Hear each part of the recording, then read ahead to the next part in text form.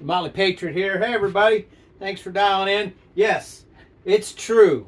White boys do like collard greens. In fact, I've been eating them my whole life, and everybody else has been cooking them. So this is the first time shot again. Today, I'm taking a crack at collard greens. Now, or collard greens. Depends on collard greens, whatever. But anyway, got a bag of collard greens. Got them on sale, actually, 30% off at Lidl. Here you go. This goes back to the Lidl. Look at that, 30% cheaper. What did it cost me? $1.74 for a big old giant old bag of 16 ounces, 1 pound of collards. Love it. Anyway, I am going to cook this, and I'm going to try to do this, and it's going to be a white boy methodology. I will admit, I checked out a couple sisters on the channel, see what they were cooking. So I begged, borrowed, cheated, and stealed a few things here and there, but I'm doing it with my own way. First off, everyone will say, oh my gosh, if you're going to have collard greens, you need a neck bone. Don't have a neck bone. Didn't really feel like messing with a neck bone. So what I did was I got country ham, smoked country ham. I figured that's a quick way I can cut this guy open, throw some in there, and I'll be good to go. Today I'll be using Better Than Bouillon chicken for my bouillon. Onions.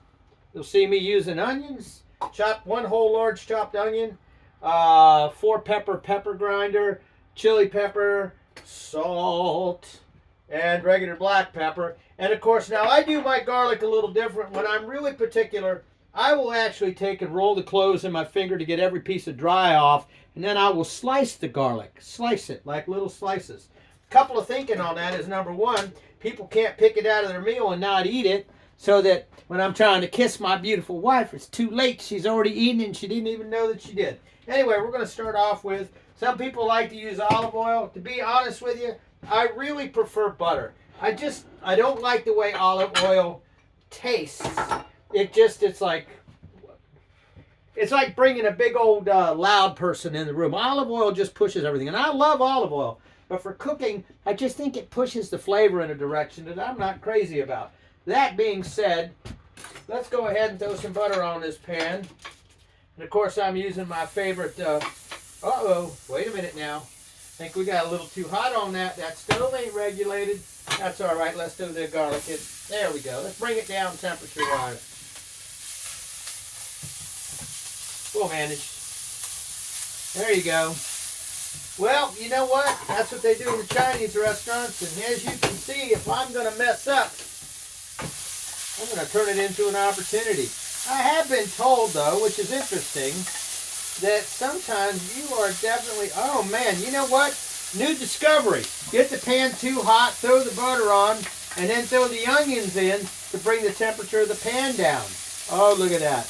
You wish you could smell that. Oh my goodness. So this is going. I'm going to set this aside because it's kind of caught me off guard. And that's the fun thing about the magic of live YouTubing. All right, I'm going to cut these guys into little slices like I said. I like them that way for some reason. I don't know why. But I feel like if you crush them, they cook different. There's a possibility there may be a dynamic with the whole clove as opposed to breaking it up into constituent parts. But I know sometimes if you do the garlic just right, it'll almost pickle a little bit. And it's a much better flavor than if you over saute it. So, and I know a lot of people like to throw this in at the last minute, but not too over saute it. There we go. Look at that. Fresh garlic cloves. Get that back on there, bring that heat up. Okay, now, let's see, I got that going. What else do I need to do? I got these boys sauteing. So 5 on my stove. I love this stove. I put this stove in burners everywhere. But sometimes I'm going to make a little bit of bouillon here. Now earlier on, time to cough. Earlier on, I rinsed my collard greens with white vinegar and salt. And then I let them soak in that for a little bit too. And the reason is, of course, I boiled my water ahead of time. Sometimes that speeds up the cooking process, I believe. Or maybe it doesn't, maybe it's just my imagination. Anyway, back up to here. Yeah, I kind of like hitting that pan hot like that. I think that made a lot of sense. So, I don't know if you noticed, but this is my pie from yesterday. I'm going to warm this up in a bit. I cooked it for about 45 minutes at 375 degrees. I put it back in the fridge, and now I'm letting it come to room temperature, and then I'm going to warm it up in a 325 and see how that works. Anyway, here we go. So, making some bouillon. I really like this better than bouillon. Other people do too, being that I do have a fair amount of collards, 1 whole pound of collards, a little extra. Chicken flavor never hurt anybody. So I'm going to pull that, pull out the country ham in a minute. I do know that when you have a bone, it does make a difference. So the chicken, the pork neck makes a lot of sense, any of that sort of stuff, standard. And I'm sure it has a flavor that can't be beat. But I figured this is the easiest way for me. Say what you will. Alrighty, a little bit of crushed red pepper. Everybody likes the spice. There we go. That's probably a teaspoon. A bit of salt. Sometimes I feel like the salt helps break down the onions a bit. And I like this. I got this at Lidl. Yeah, the 4 peppercorn mill. Very different. Very, very, very, very different from the other pepper. Just a little bit more lively. Check that out at Lidl, 4 pepper. I say I've got that, and that. I'll probably throw a little regular black pepper in there. Just like 1/8 of a teaspoon, really. Just a little. You can always add it later.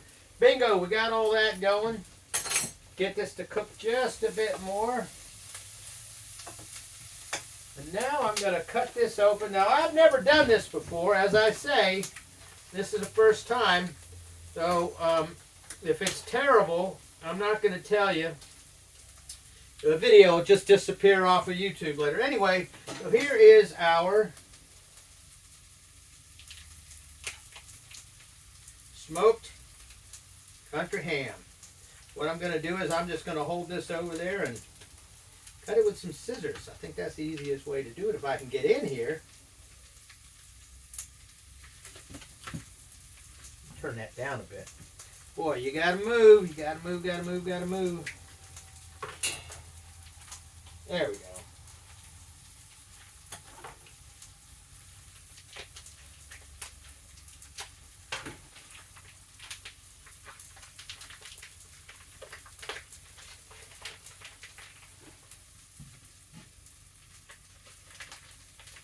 Try to not have plastic in here. I'm going to cut some strips off. That way everybody can have a little bit of it, right?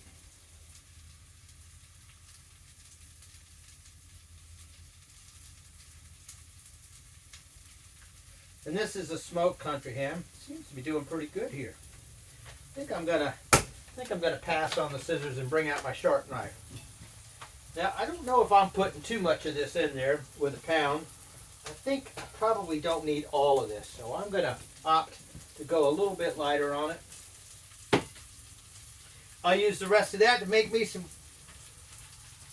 ham biscuits, country ham biscuits. Oh boy, I do that right. Oh yeah, this is much better. I don't think the scissors work quite so well. So the thinking on this is that it should be kind of a mild sort of push on that. There we go. But you can still have a little in there and everybody gets a little bit of country ham. So a little more saute on there. There we go.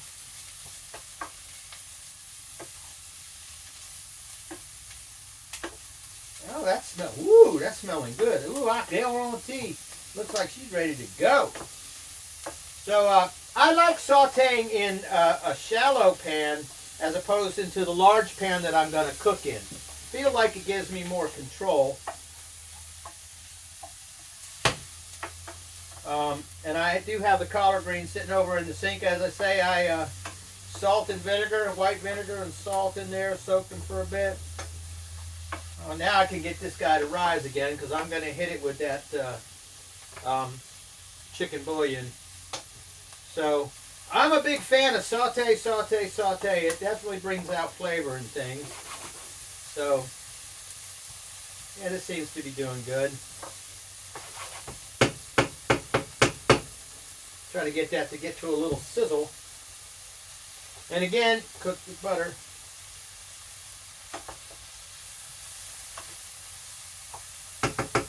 Okay, good enough. Don't have to kill it. There we go. Alrighty. I have to admit I'm kind of curious. I'll bring this up to a simmer.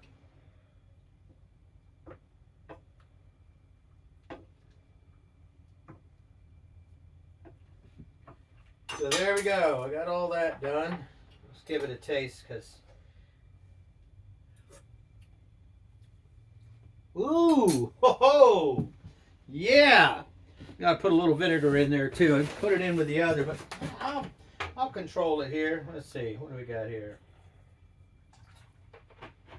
Probably a third of a cup, give or take. I'll tell you, I kind of feel like maybe I'll put a little bit more butter in there, but there's some fat on that country ham. I think that'll work. So yeah, that was how much was that? That was 6 ounces of country ham. I probably only used 2 or 3. I probably used 2 ounces. I think that's enough. So good, I'll have ham for country biscuits. There we go. Bring this to a boil. Come on, baby, let's go. Anyway, we're pretty close here. The word is cook them for about an hour. Simmer for about an hour. I'll bring the pan over here and show you the goodness. So here we go, collard greens. Nice. Ready for business.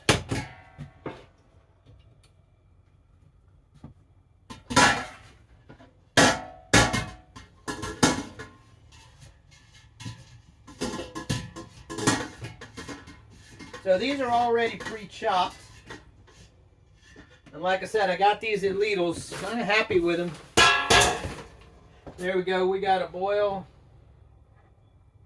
And I'm going to go ahead and bring this puppy over here. Get that pan to cooking. And I believe we go ahead and cover this up. Oh yeah, she's going to be nice.